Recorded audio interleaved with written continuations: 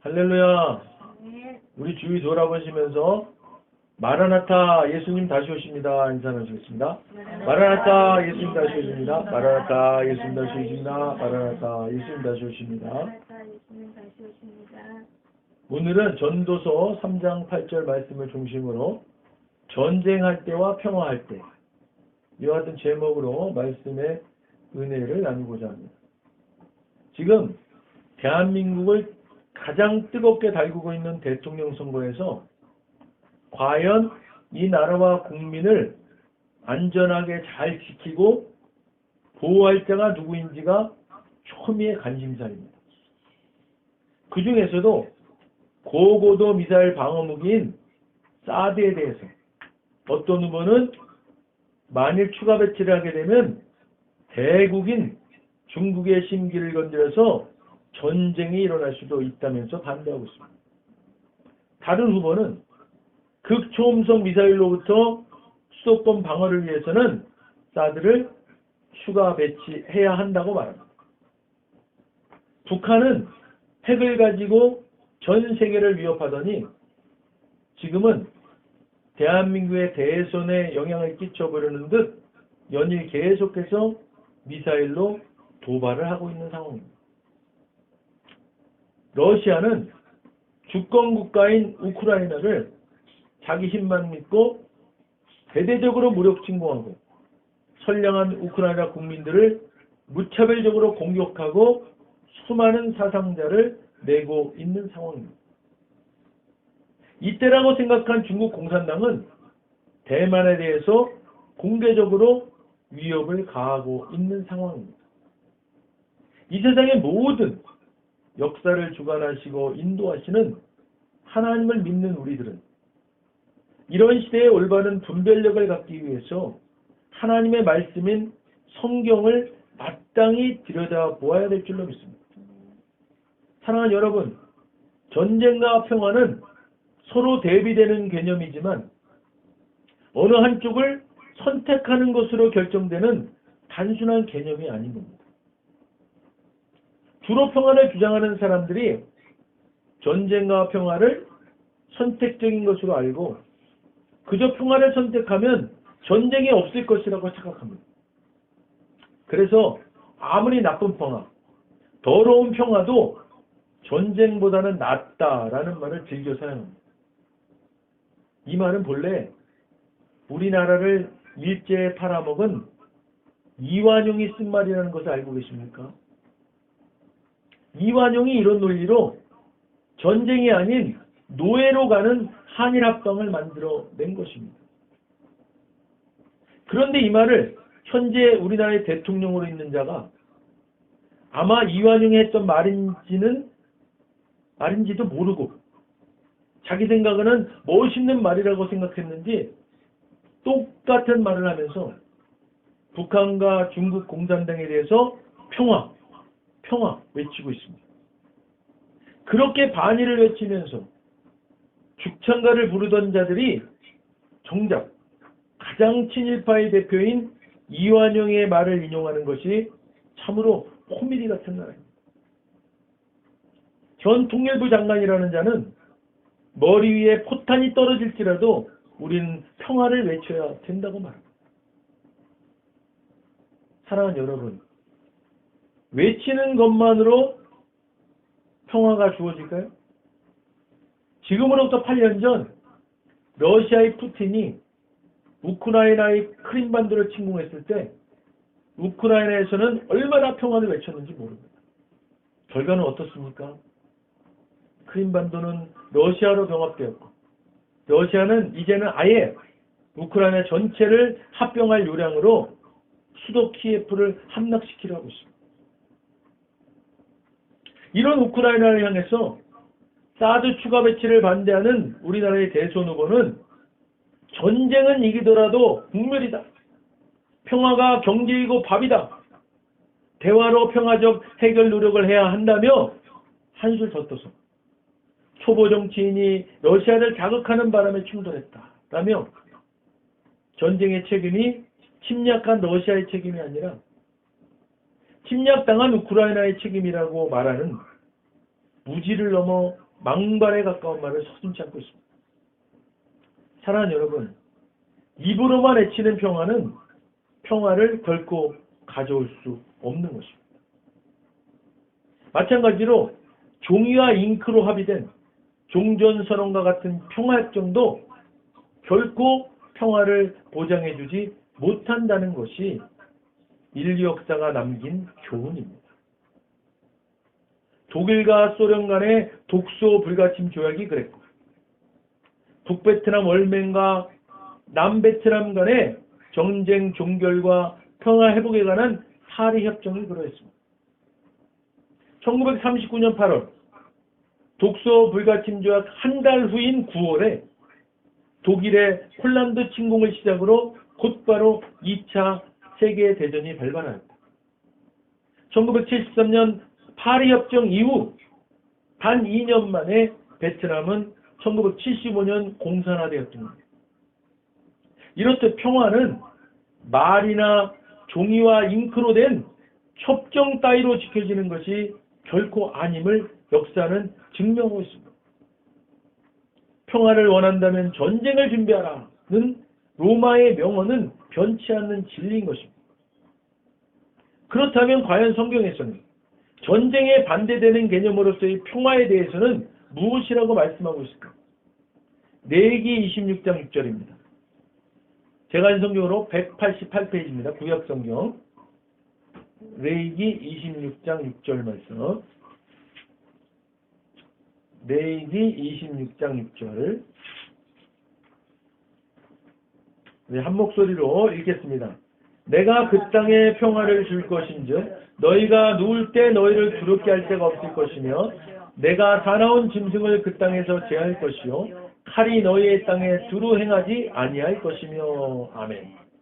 이 말씀은 하나님께서 이스라엘 백성들에게 전쟁이 종결되고 평온하며 건강, 재산, 사업 등등이 충족하고 마음이 평안한 상태의 샬롬, 평화를 주시겠다고 말씀하신 내용입니다.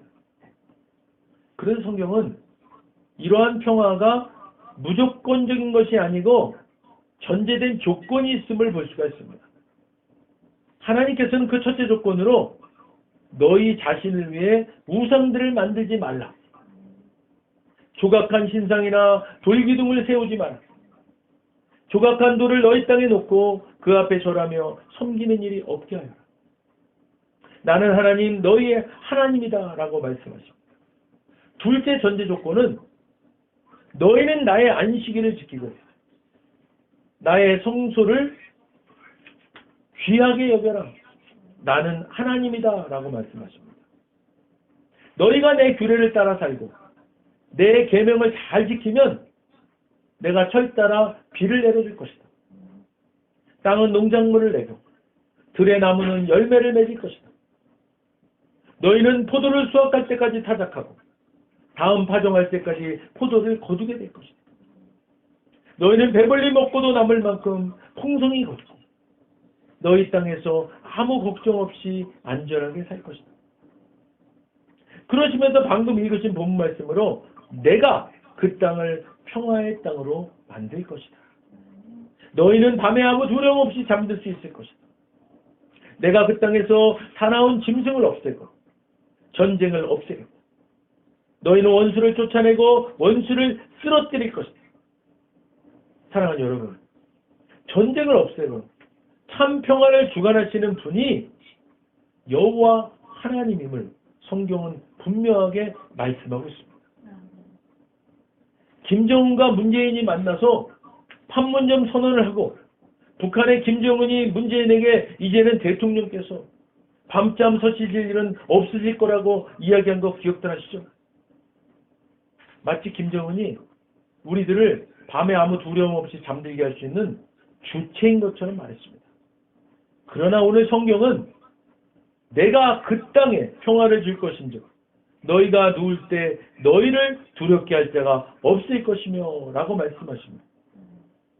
평화의 주체는 바로 여호와 하나님임을 분명하게 말씀하고 있습니다.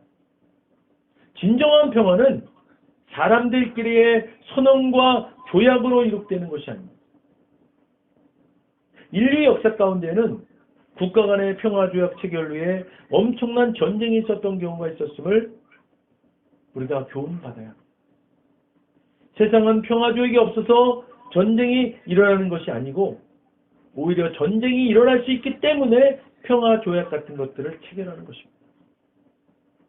그렇다면 역사적으로 평화조약, 평화체제, 평화협정을 해야만 한다고 얘기하고 있는 지금이 오히려 더 전쟁이 일어날 가능성이 높은 때라는 것입니다. 그렇기 때문에 사람들끼리 만나서 굳게 전쟁 없이 평화하자고 사인하고 포옹하고 웃는 것으로 평화가 보장되는 것이 아님을 우리는 분명하게 깨닫고 분별해야만 합니다. 평화의 주체는 하나님이십니다. 평화의 주체이신 하나님께서 평화의 전제 조건으로 제시하신 첫 번째, 우리 가운데 하나님보다 우선되는 우상을 만들지 말고 또한 그것들을 섬기는 일을 없이 하고, 두 번째 전제 조건, 안식일을 거룩히 지키는 진정한 예배자로서의 삶을 살아가는 것이 우리가 사는 이 땅의 평화를 보장받는 전제 조건임을 깨닫는 저와 여러분 되시기를 주님의 이름으로 간절히 축원드립니다. 열왕기상 2장 5절입니다. 열왕기상 2장 5절 말씀. 구약성경 511페이지입니다. 열왕기상 2장 5절 말씀.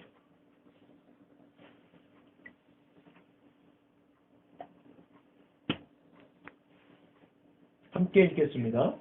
수리아의 아들 요압이 내게 행한 일, 곧 이스라엘 군대의 두 사령관 넬의 아들 아브넬과 예델의 아들 아마사에게 행한 일을 네가 알거니와 그가 그들을 죽여 태평시대에 전쟁의 피를 흘리고 전쟁의 피를 자기의 허리에 띈 띠와 발에 신은 신에 묻혔으니. 아멘. 수리아의 아들 요압이 이스라엘의 두 군사령관 넬의 아들 아브넬과 예델의 아들 아마사에게 한 일을 잊지 마라. 그는 평화로울 때에 전신 것처럼 행동하여 그들을 무참히 살해했고 그 핏자국이 아직까지 남아있다. 네 생각에 좋을 대로 행하되 결코 그를 그냥 두지 말고 반드시 대가를 치르게 하여라. 다윗왕은요, 전쟁은 하나님께 속한 것이고 평화의 주체도 하나님임을 명심하고 살았던 신실한 하나님의 종이었습니다. 이런 그가 이제 그의 아들인 솔로몬에게 왕위를 넘겨주면서 평화의 주체이시고 전쟁의 주관자이신 여호와 하나님에 대해서 말하면서 이 주체이신 하나님을 망각하고 제멋대로 평화의 시기에 마치 전쟁의 때처럼 아브넬과 아마사를 무참히 살해한 요압을 그냥 두지 말고 대가를 치르게 할 것을 솔로몬에게 말하고 있는 것입니다. 사랑하는 여러분, 다윗은 수많은 전쟁을 치렀던 왕입니다. 그러나 신실한 주의 종으로서의 다윗은 전쟁은 하나님께 속한 것이고 평화 또한 하나님이 주체이심을 명확하게 알고 순종했던 왕입니다. 사람은 전쟁도 평화도 주체자가 아닙니다. 주체자가 될 수도 없습니다. 이것을 망각하면 요압과 같이 되는 것입니다.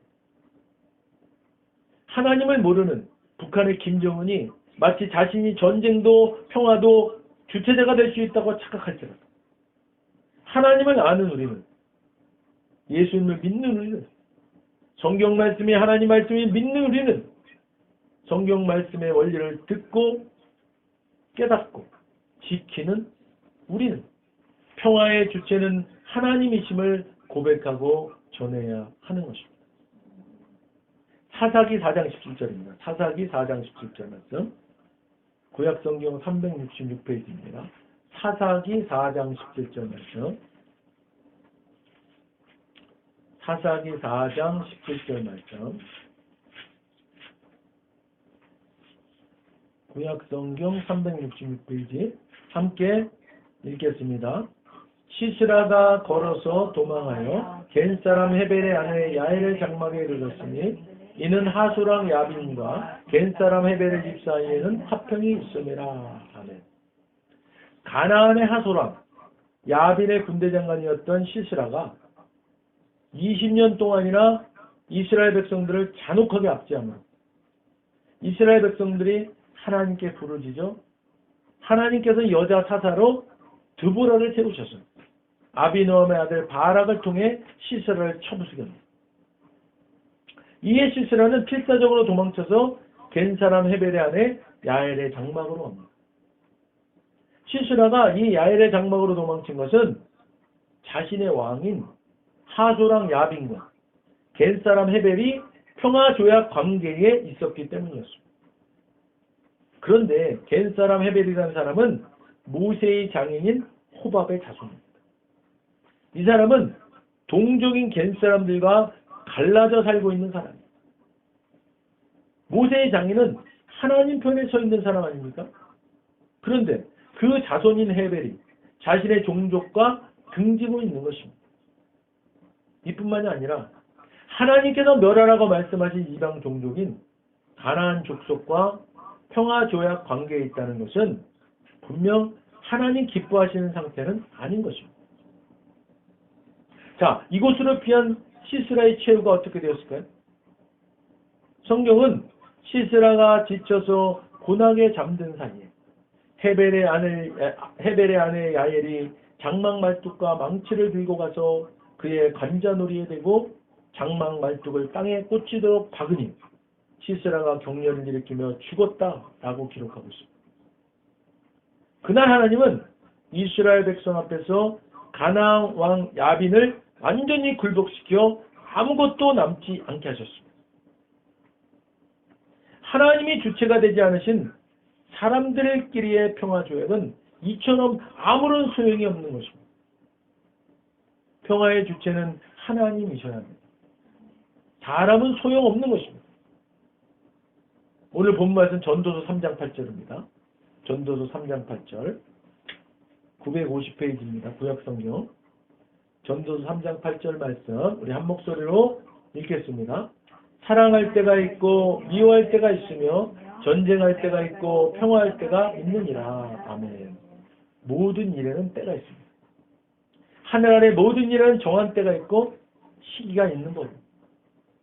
날 때가 있고 죽을 때가 있고 심을 때가 있고 심은 것을 뽑을 때가 있고 죽일 때가 있고 고칠 때가 있고 허물 때가 있고 건축할 때가 있고 울 때와 웃을 때가 있고 슬퍼할 때와 춤출 때가 있고 돌을 던져버릴 때가 있고 돌들을 모을 때가 있고 껴안을 때가 있고 그것을 멀리할 때가 있고 찾을 때가 있고 포기할 때가 있고 간직할 때가 있고 버릴 때가 있고 찢어버릴 때가 있고 수선할 때가 있고 침묵해야 할 때가 있고 말해야 할 때가 있고 사랑할 때가 있고 미워할 때가 있고 전쟁할 때가 있고 화평할 때가 있는 것입니다. 사랑하는 여러분, 이와 같이 모든 것은 때가 있는 법입니다. 그렇다면 가장 합당한 때는 언제이겠습니까? 정답 아시죠? 하나님의 때. 그냥 가만히 있어도 흘러가는 크로노스의 시간의 때가 아니라 하나님께서 예정하신, 하나님께서 이끄시는 하나님의 때, 바로 카이로스의 때입니다. 전쟁과 평화도 하나님의 때, 카이로스의 때여야 합니다. 주님의 뜻이 중요합니다. 전쟁보다는 평화가 좋은 것입니다. 그러나 그보다 더 중요한 것은 주님의 뜻과 때입니다. 지금 이 시대가 전쟁의 때인지 평화의 때인지 분별해야 합니다. 전쟁을 쉽게 생각하거나 두려워해서도 안 되지만 위장된 평화에 속아서도 안 되는 것입니다. 오직 전쟁과 평화는 하나님께 속해 있는 것입니다. 지금 우리는 우크라이나 같이 총칼로 싸우는 전쟁의 상태는 아니지만 영적 전쟁 상황이며 체제 전쟁의 상태에 있다고 보아야 합니다. 자유민주주의 시장 경제냐, 전체주의 공산 사회주의냐, 한미동맹을 축으로 하는 해양동맹이냐? 중국, 북한, 러시아와 같은 대륙동맹이냐? 기로에 서 있는 전쟁 상황입니다. 아무쪼록 나라의 운명을 가를 수 있는 3월 9일 대통령 선거에서 현명한 판단들을 하시기를 주님의 이름으로 간절히 축원드립니다. 기도하겠습니다.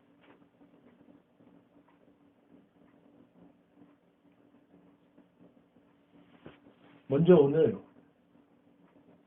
아직 예수님을 구세주로 영접하지 않은 분이 있다면